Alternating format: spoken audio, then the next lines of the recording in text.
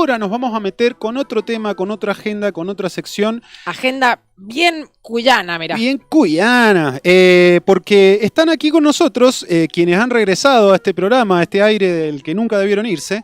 Los amigos y amigas de Yerbiado Cultural, puntualmente el amigo Mauricio Furcade y la amiga Celina Sánchez, compañeros, compañeras, militantes, docentes, investigadores, incas.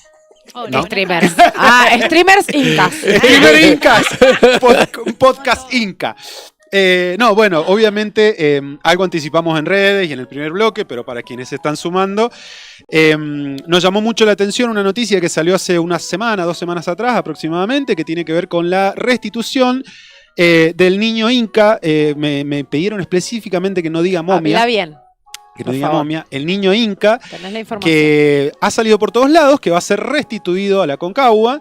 Y en ese proceso nos encontramos. Nosotros hicimos 3 programas dedicados a el hallazgo. El niño de la Concagua. El niño de la Concagua, el hallazgo. Movió cosas, ¿no? Entró la Balubi. Capaz que por nosotros. Entró la bala del gobierno, boludo. Ahora dijo, hay que hacer algo con esto, bueno, van a escrachar estos huevones. Claro, lo sacaron del freezer y lo llevaron a... Bueno, ahí nos quedamos la última vez. Claro, que estaba en un freezer. Esa fue la última noticia que hablamos. Esa fue la última noticia. Y una cosa más, el Mauri me ha dicho que los medios están diciendo cualquier cagada. Así bueno, que un poco... Sí, lo dijo así. Los Andes mienten, me dijo. Se te cargo, Mauricio, de las cosas que decís, por favor. No, bueno, cuéntenos, ¿qué pasó? Bueno, primero, buenas tardes. ¿Cómo están? Buenas tardes. Gracias, Feliz día. Gracias por la invitación. Buenas tardes a la audiencia. Es lindo estar acá con ustedes de nuevo. Feliz día, compañeros. Bueno, muchas gracias. Un poco la situación era para, conversando un poco cómo hacíamos para reactualizar la conversación con la Celi, queríamos ponernos un poco a tono en relación a cómo era la cuestión, una muy brevísima historia del repaso de los capítulos que hicimos como para poder entrar derecho en la discusión de la restitución. Entonces lo primero que tendríamos que comentar, y ahí trajimos algunas fotos como para poder mostrar, es Vos pedir el tape al director. Le pido el tape, la foto 1 a la directora. Ahí está. Entonces, ahí tenemos, hemos visto esto, ese es el cerro. Es parte de la pared sur de la Concagua, pero se le dice Cerro Pirámide, tiene casi una autonomía, es bellísimo.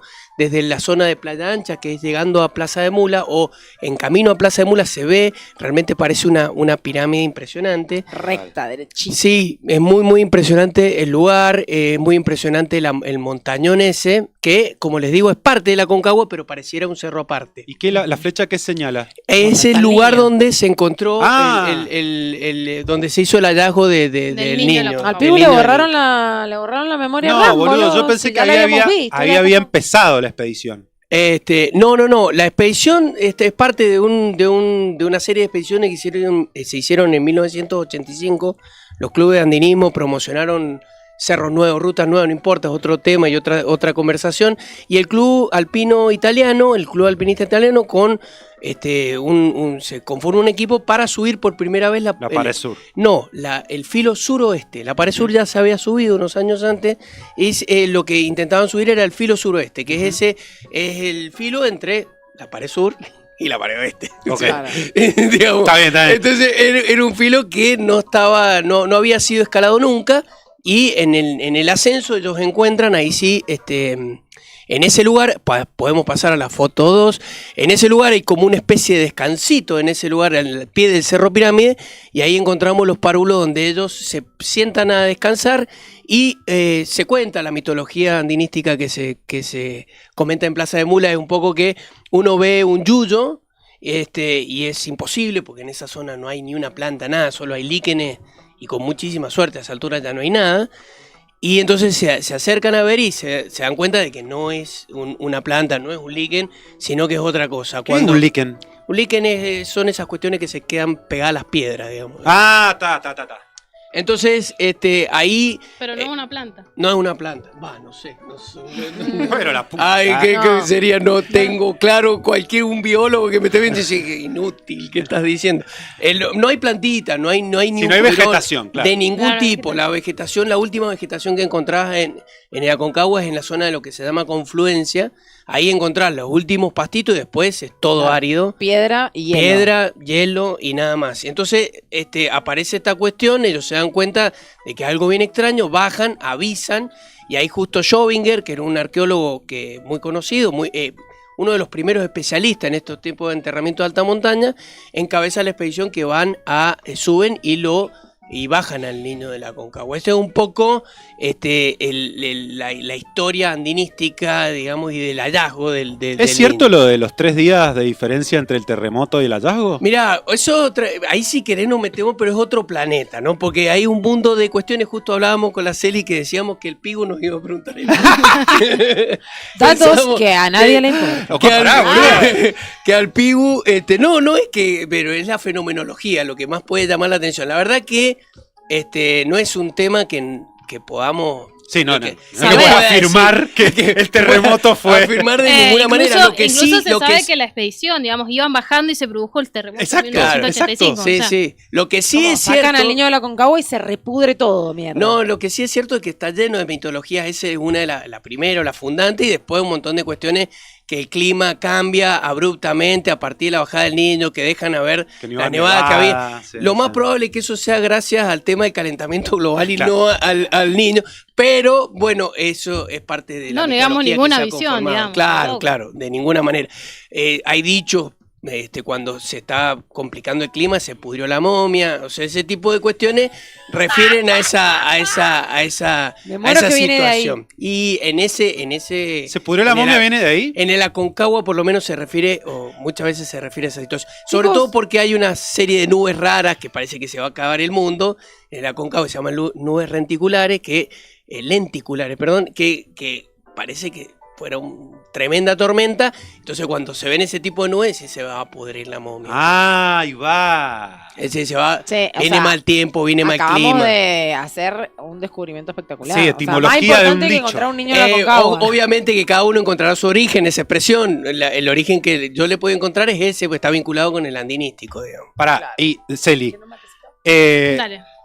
Bien, hallazgo 85, lo bajan, lo sacan. Terremoto.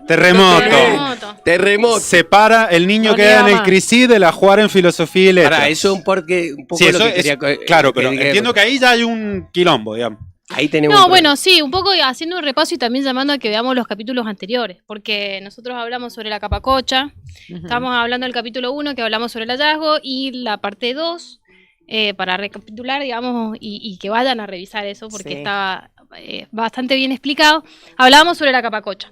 No, y este niño se baja y han pasado 40 años, o sea, ha pasado una cantidad de tiempo que podríamos decir en donde no se ha tomado ninguna decisión hasta ahora, porque ese niño se bajó, se lo sometió a un montón de estudios súper rigurosos, digamos, por parte del CRISIT, y que, digamos, dio a conocer un montón de elementos que a nosotros nos sirven para saber sobre la comunidad incaica, sobre el imperio incaico, cómo llegó acá, qué eran estos rituales. La capacocha, como bien decíamos en los capítulos anteriores, o pertenecía a un sistema de rituales y ceremonias a nivel imperial, y era uno de los más rigurosos y más importantes. En este caso dejaban a un niño vinculado, digamos, a la cima de la montaña, con un ajuar funerario, que también se le llaman en un término más técnico el fardo funerario, con un montón de elementos que dan cuenta, digamos, de la ceremonia y de la complejidad de la ceremonia. Este niño fue encontrado con... Hay una foto, pedila, vos Esa pedila. imagen. Ahí va. Este es, digamos, el fardo funerario. No, el niño se encuentra en un montón de mantas que lo van, digamos, tapando. Podemos ver las que siguen. Nuestras caras. Ah, Tipo Ya así, viene, ya viene. como, acá está todo el mundo explicando que es un líquen. chicos, se quedaron en lo menos importante. Bien. Acá estamos viendo, digamos, la imagen del niño desnudo. Digamos, tiene una cinta en la cabeza, digamos, porque se sabe que fue golpeado. Digamos, o que se sabe que fue golpeado y que de esa manera, digamos, muere. Y después hay otros elementos que dan cuenta de el ajuar que traía consigo este niño y que representa cada una de las regiones del imperio incaico. Por ejemplo, acá estábamos viendo animales, en la próxima. Acá estamos viendo las plumas de un guacamayo que representa a la selva, digamos, una de las regiones del imperio incaico, y que es sumamente complejo, porque esto se trajo desde el Perú. El niño era elegido, digamos, entre la nobleza, habíamos Sí, dicho, sí, que me acuerdo. como ofrenda. Como una ofrenda. Ujú. Y es importante tener en cuenta que esto no significaba ni el asesinato ni la muerte, sino que era una cuestión de, digamos, trascendencia. Era un niño elegido para comunicarse con los dioses. Okay. Había, digamos, un fundamento en el equilibrio cósmico, en la formación también de alianzas políticas, en honrar a los dioses en lugares como muy específicos, que era la montaña considerado como el lugar donde moraban los dioses. Y ustedes decían también como un gesto de conquista. Como un gesto de conquista. Ahí el Sí. tema del gesto de conquista, perdón, que el tema del gesto de conquista es bastante más complejo y tiene que ver con alguna reflexión que nosotros hacemos en relación a eso. Claro. Porque Por la ubicación tan sur, ¿no? no, Era porque también. o sea, también. la relación o la vinculación entre las montañas, los apus de las montañas y demás, con respecto a los pueblos preincaicos ya existía. Es una cuestión que ya existía Me acuerdo. y ese tipo de ritualizaciones ya estaban. El tema es que el tema de la muerte de un niño, muerto en una cuestión ritual, específicamente, y aparte un niño que desde la cumbre del cerro observa todo el imperio y a su vez se comunica directamente con el Zapa Inca. Nosotros jorobábamos con esto, hicimos como una especie de panóptico imperial, digamos. O sea, teníamos como que esos niños iluminan todo el imperio a partir de la presencia del Zapa Inca y demás. Es algo de una cosmovisión bien compleja que estaríamos un rato largo hablando, y que en el encuentro que tuvimos con esto tratamos de desarrollarlo con más detalle. Me acuerdo. Pero bueno, por ahí no sé si meternos ahora con eso. No, ¿viste? No, yo creo que resume la gran complejidad para nosotros como herederos de una cultura occidental poder hablar siempre de una cuestión más integral de la política, de la economía, de la cuestión religiosa también, porque era como parte de un todo. Si estamos hablando acá de una cuestión sagrada, también había un contenido político muy fuerte. Digamos, este vínculo que tenía el Zapa Inca con el niño, que estaba en el Aconcagua, en el extremo sur del imperio. Incaico también resume a un montón de prácticas imperialistas, podríamos decir. Claro. Y se Además inscriben de la un montón de cuestión otros sagrada. niños. Ahí sí, Sí. un montón de Claro, otros hay un niños. montón de otros niños que se encontraron a lo largo de la cordillera de los Andes en esta parte del imperio incaico. Che, y metiéndonos con lo que ha sido la noticia de La estas noticia. semanitas. Que la restitución, vos me decías, Mauri, en algún intercambio whatsappero que veías bien lo que se estaba haciendo. Digamos. Claro, en realidad, no sé si te acordás que un poco la crítica que se le hizo aquella vez que charlamos de esto era que, por ejemplo, las políticas de restitución que tenía el Museo de la Plata, Pascasio Moreno, en relación a los restos que ellos tienen de pueblo originario, está vinculado con una política específica que se instaló a partir del principio del siglo XXI. También es todo un tema y bueno, podemos hablar un rato largo de esto, pero digámoslo a grandes rasgos, esa era una política, restitución de restos. Dio toda una discusión, empezó un diálogo intercultural con las comunidades, porque incluso desde la forma que se entregaban esos restos, la manera ritual en que se entregaron, empezaron muy mal y después digamos que ese diálogo fue mejorando de alguna manera. ¿Esa perspectiva fue ahora? No, eso es el Museo de la Plata, que a partir de una serie de protestas, quejas y cuestiones fue la instalación de esa situación. Y si nos ponemos más en detalle en relación, podemos ir hasta la Constitución del 94, donde hay un reconocimiento de derechos de los pueblos originarios y demás. Me acuerdo, y a partir de eso empieza un proceso que es muy complejo y muy largo.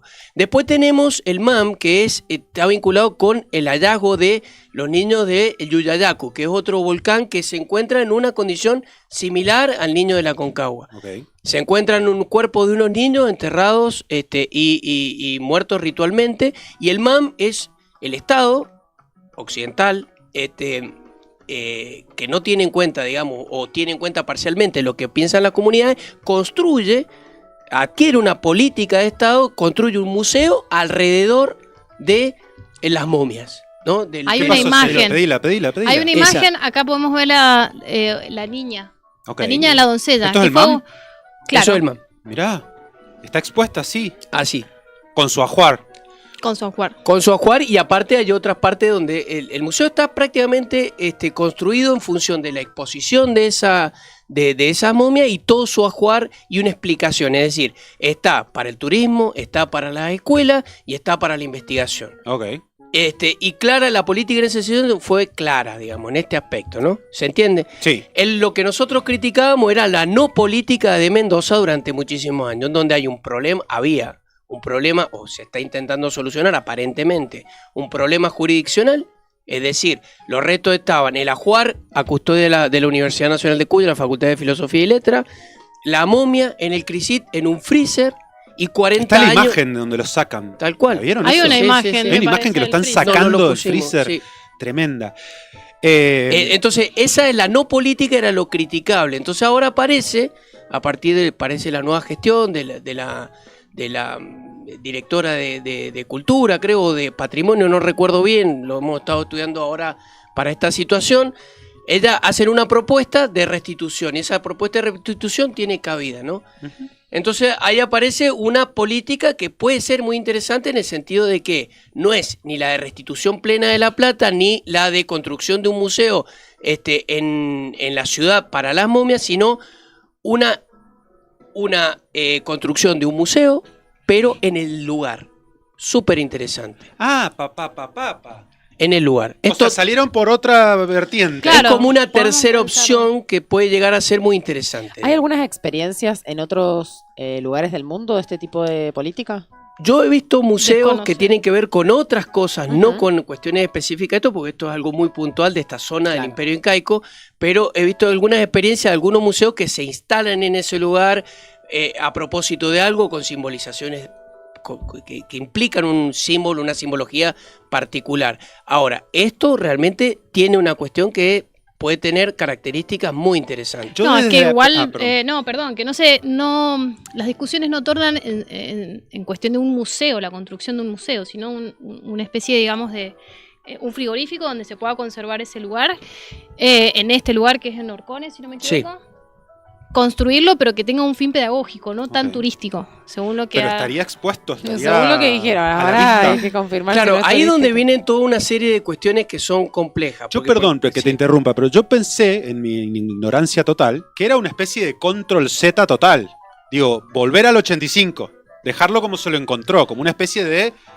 No, es que en realidad hay problemas para eso. Si lo dejás en el lugar donde se encontró, digamos, se destruye eso. Hay un cambio climático en estos últimos tiempos que... se terminaría deteriorando, o si no sería vandalizado, o si no sería robado. Claro. Tampoco hay no existe una condición para generar allá arriba un frigorífico donde se pueda conservar el mismo lugar. A 5.300 metros el lugar donde se encontró, imposible una condición así. ¿Y qué, lo quieren como ubicar en una especie de...? En la zona de Orcones, donde están los circuitos, entiendo yo, ¿no es cierto? Hay un plano dando vuelta, una simulación, una maqueta digital dando vuelta. En la zona de Orcones establecerían como un espacio que simbolizaría el lugar de encuentro, y ahí habría lugares donde vos circulás y te encontrás con cada parte y cada situación. Pero no es el lugar de hallazgo. No, porque sería en un lugar lugar imposible, o sea, 5.300 metros, como te digo, y en ese lugar, hoy por hoy, casi inaccesible, bajo las condiciones de cómo ha cambiado el cerro también. Eso es todo terreno que se está moviendo todo el tiempo. Es muy difícil poderlo ubicar ahí y conservarlo ahí con cierto grado de custodia. Claro. ¿no? Claro. Sería muy complicado. Que tiene que cuidar al niño de la Concagua. Sí, entonces, la situación es colocarlo en un lugar en donde de alguna manera se promocione el tema educativo y se restituya en conversación con comunidades originarias esos restos allí, en una situación intermedia que, desde mi perspectiva, teniendo en cuenta las cuestiones donde nosotros venimos estudiando esto y comentando esto, muy interesante, digamos. Ahí aparecen varias discusiones posibles, que era un poco lo que quisimos relevar. O sea, no queremos que el lunes, o con el diario del lunes, no sé, el año que viene, digan, bueno, listo, ya está instalado el museo, al lado hay un Nova Market, donde puedes comprar un Starbucks, un merchandising, claro, y te pedís un mercadito al lado, dame un momia inca latte macchiato. Claro, exacto. No quisiéramos que finalmente ese destino, porque bueno, hay que decir también que las políticas de patrimonio de Cornejo o las políticas culturales de Cornejo tienen más que ver con el turismo y lo comercial que con la historia, ¿no? Yo no sé si es en este caso. O lo que habló Horacio Chavazza, digamos, en representación del gobierno, que también ha laburado en la Facultad de Filosofía y Letras por mucho tiempo, ha aclarado, digamos, esta discusión desde un lugar más bien desde la didáctica, desde la pedagogía, ¿no? Claro. Que se pueda visitar y se pueda conocer este tipo de rituales. No sé si tanto desde el ámbito turístico. Claro. Y que esté accesible a los científicos también, ¿no es cierto? Siga ahí. Creo que también es muy importante esto de que se va a unir el ajuar funerario, que recién decía. Hay una reparación ahí, que hay como un error, digamos, de ahí que hace 40 años se separó sin consultar, sin decir a nadie, digamos, a una cuestión que se consideraba sagrada. Claro. Entonces ahora, bueno, esto se vuelve a unir, hay una reparación en esto también. Cada vez creo más en que lo sacaran de la montaña hizo una recagada. Ahí empezó. O sea, cada vez estoy más convencida. No fue cuando los Transcurre el chetos bloque, tiraron el chancho del helicóptero. Ahí no se rompió la realidad, fue ahí en el 85. No, chicos, se confundieron. Fue en el 85. Para, yo tenía una pregunta de la Celi. Perdón, Dale. sí. No, dale. No, lo que quería decir era que en relación a esto de del criterio y la situación con la que se va a manejar esta cuestión, tiene que ver con, o las discusiones que se pueden generar, tiene que ver con que son cuestiones muy delicadas. Es decir, acá no hay lugar para errores. Cualquier situación que tenga que ver con un cambio de temperatura en la cámara, con situaciones que no sean atendidas correcta y científicamente y demás, puede ser muy complicado. Es perder parte de un patrimonio que es absolutamente irreparable. Entonces creo que por ahí las discusiones en el tono académico se dan por este lado. Por ejemplo, Víctor Durán, que ha hecho algunas discusiones que sacadas de contexto parecen, desde mi perspectiva, pueden sonar un poco exageradas o cientificistas. En un punto yo creo que hay una preocupación real por eso. Es decir, ahí vos tenés que cuidar eso. Y hablando de estas políticas, por ejemplo, si vos tenés que poner o disponer de guardaparques especialistas para que cuiden en ese lugar, o lo que sea, formar gente específicamente, bueno, esa gente tiene que estar bien paga, tiene que todos los años tener su... Pero si le paga re bien a los guardaparques del gobierno. Claro, entonces tenemos todos los años problemas con los guardaparques, problemas con esto, entonces... Por ahí es una política que tiene que ser una política de mediano o largo plazo que se sostenga, porque ahí estamos poniendo en condiciones complejas una situación que es irreparable. A eso claro, y que se ha esperado muchísimo tiempo. Teníamos esta discusión con los estandartes recuperados que están en el Monumento a la Bandera. Tal cual. Que tienen que tener también algunas condiciones de conservación que anda a chequear si están siendo cuidados como deben ser. Lo hablábamos con la Pupi Agüero, que en ese momento, en el momento de restitución de esos estandartes, de incorporación al patrimonio de la provincia, estuvo en la gestión, y teníamos esta misma discusión, esta duda, ¿no? De decir, che, la verdad es que es esto, es una planificación o una política a largo plazo, porque eso hay que conservarlo, tanto para lo educativo como para lo científico, como explicaban ustedes, pero con algunas condiciones en donde nadie más que el Estado puede garantizarlas. A mí se me ocurre que es un buen ejemplo, un buen elemento de comparación. Es decir, el memorial fue una cosa increíble, está muy bien hecho, tiene la publicación, un circuito pedagógico muy interesante. El tema es eso. A mí no me gusta, perdón. Bueno, buena, me encanta. ¿Está bien? A mí tampoco me gusta, ¿eh? A mí no me gusta que esté enterrado. O sea, la bandera de los Andes me vuelve loca. Que esté en el subsuelo. Claro, a mí no pasa nada. Pasa. Se enojó en serio, por eso. A mí la... Sí, igual no creo que... Sí. ¿Estamos bien? Estamos bien. Perdón, No lo me la mandé. No lo sabemos. A mí la bandera de los Andes me vuelve loco, pero es cierto que no me gusta cómo lo han armado infraestructuramente al memorial. Bien, ¿puedo comentar algo en relación a eso? O sea, sí. no, por ahí no es un tema de gusto o no gusto. Yo creo que, para ser coherente con lo que estamos planteando, es una política específica, planificada y hecha de una determinada manera. Okay. Entonces, vos te puede gustar más o menos en eso. Podemos compartir un tema de que tendría que estar con más luminosidad en otro lugar. Perfecto. Esos son detalles estéticos que hacen a la cuestión.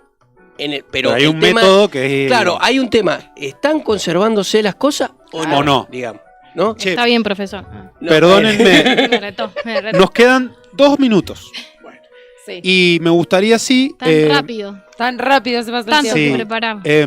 Fueron 30 y se Eso, pasaron 28. les damos 2 minutos para que digan algo más relacionado al tema. Yo me quedé mucho con los malabares que han hecho los medios para nombrar todo. Hasta llegaron a hablar de que se había articulado con comunidades incas en la restitución. ¿Es real eso? ¿Pasó? No, es que no sé si existen. Claro. Bueno, Pero son ¿quiénes son ciertas los comunidades representantes? que Eso pueden, es lo que- las podemos identificar como a lo largo del Capac Ñan, son comunidades que son representativas Pero de ese ¿hubo camino, algún pero diálogo no- con comunidades en esta? En este decisión? caso sí. Ah, eso es.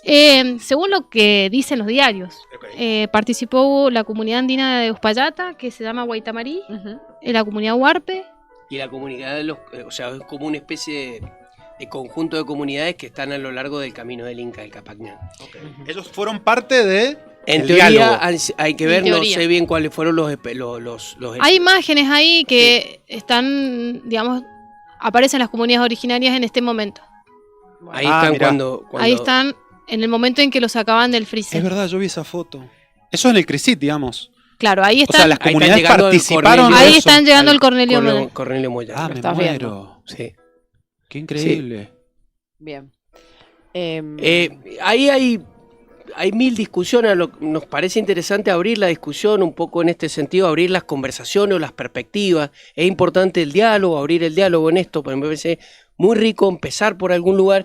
Y para esta cuestión hay una vieja discusión entre Walter Viñolo y Rita Segato en relación a los niños del Yuyayaco. ¿Qué dicen en esa, niño y niña del Yuyayaco? ¿Qué dicen en esa conversación? Walter Viñolo dice que los museos son al final una especie de elemento de dominación colonial y la exposición de que en parte tiene razón. O sea, está por esa cuestión más de salirse del eurocentrismo de la exposición y todo lo demás, de las colecciones. Rita Segato habla de otro lugar que a mí me parece súper interesante, es decir, que las mismas comunidades ante la exhibición de estos niños en estos museos están resignificando el tema de las peregrinaciones a esos lugares. Entonces también se están pasando cosas súper interesantes allí. Lejos de pensar que Rita Segato iba a apoyar esto, sí, los museos, que palo y palo, finalmente termina apoyando esta cuestión porque dice, a partir de las comunidades hay un diálogo distinto, nuevo y ellas mismas, las mismas comunidades, resignifican todo lo que tienen que ver con sus rituales y demás, a la luz de lo que está pasando hoy. O sea que la discusión no está cerrada, está abierta. Para mí celebro en lo personal que haya como una especie de ruptura de la inacción de 40 años. Eso es muy importante, ¿no? Celi, te damos ahí el cierre. No, lo mismo que dijo el profesor. Ah. A mí me parece, digamos, muy valioso justamente esto, después de 40 años de inacción, justamente lo que hablábamos hace un año, que no sabíamos y no teníamos idea que se estaba quizás barajando esta posibilidad que se llega a esto. Generar consensos me parece que estamos muy difícil en una época, ¿no?, en donde las discusiones políticas pasan por otro lado. Que esto suceda es raro y lo celebramos a la misma vez, me parece. Bueno, nos quedamos con eso, que es positiva, que el camino que se ha elegido es bastante interesante al menos. Vamos a ver qué pasa. Eso. O sea, Vamos a ver se tiene que construir este lugar, se tiene que llevar. Esperemos que, exacto, hagámosle el seguimiento al tema, que hagan las cosas bien, y yo quiero la foto del coso cuando vaya a Aconcagua. Sí, bueno, Vale. sí, no puse... Dale. No, vos, la foto cuando esté restituido. Ahí en Orcones. Orcones. Bueno, Orcones, claro, sí, claro. sería hermoso. Bueno,